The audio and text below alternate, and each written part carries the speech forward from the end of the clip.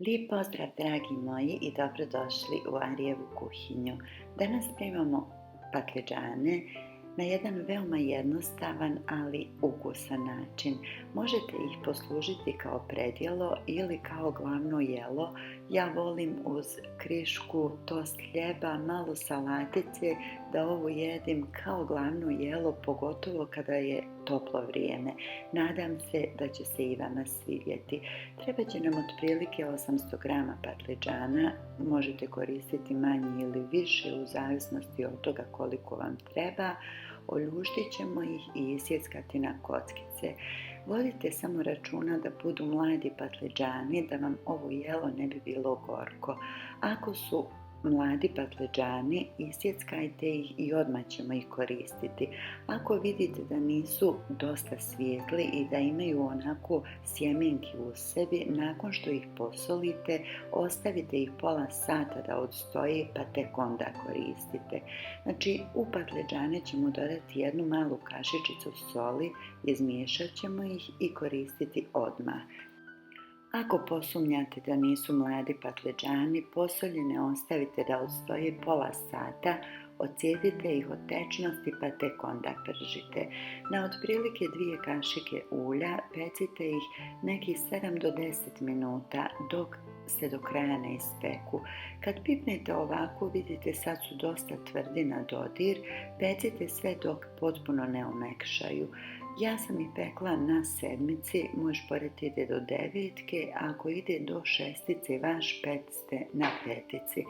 Kad stisnete ovako viljuškom, treba da se pretvori u pire, to je gotovo. Ovo izvadite i na istoj tavi dodajte novu turu. Otprilike na 3 puta ćete trebati peći ovu količinu od 750-800 grama patliđana. Treba će nam 100 ml svježe iscijeđenog soka od limuna, to je otprilike 1,5 limun, 2 kašike tahini paste, to su susamove sjemenke koje su ispržene i samljevene, nema dodate soli ni ulja,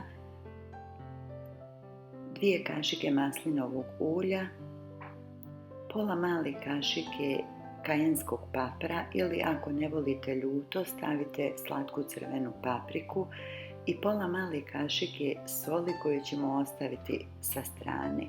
Patliđani su nam se svi ispekli, malo ih promiješajte i izgnječite ili ovom alatkom za krompir pire ili u blenderu ako vam je tako lakše.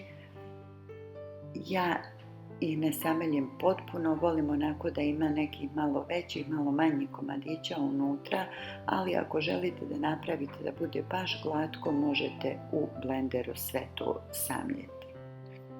Kad ste završili, dodajte maslinovo ulje, tahini, u suštini dodajte sve sastojke osim soli,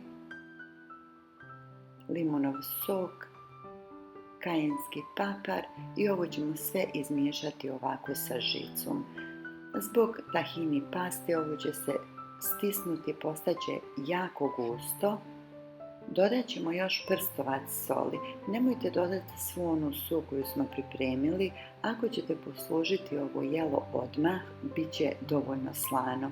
Međutim, nakon što ostoji u frižideru, poslije se ta sol nekako izgubi. Ako odstoji sat, 2 u frižideru, nakon što ga izvadite, probajte, pa ako je potrebno dodajte još soli. U svakom slučaju isprobajte pa dosolite po vašem ukusu, jer ovo jelo ako nije dovoljno slano, onda nema tako dobar ukus. Ja volim na kraju da dodam i 1/4 male kašičice kumina u prahu. Preporučila bi vam da dodate jer on da onako još jednu ljepšu notu, a i bez toga je jako, jako fino. Znači uz prepečeni hljeb, uz neke povrće, šta god vi volite, možete poslužiti i kao predjelo i kao prilog. Stvarno je dosta ukusno i fino. Dragi moji, to bi bilo to. Ja se nadam da vam se jelo svidjelo. Ako jeste, podijelite ga sa svojim prijateljima, pretplatite se na moj YouTube kanal. Nakon što se pretplatite, ako želite primati obavijesti o svim novim receptima Arijeve kuhinje, stisnite malo zvonce u donjem desnom uglu. Hvala vam puno na podršci koju mi pružate, mnogo mi znači. I do sljedećeg kuhanja ostanite mi zdravi i nasmijani. Puno pozdrava od vaše Arijeve kuhinje.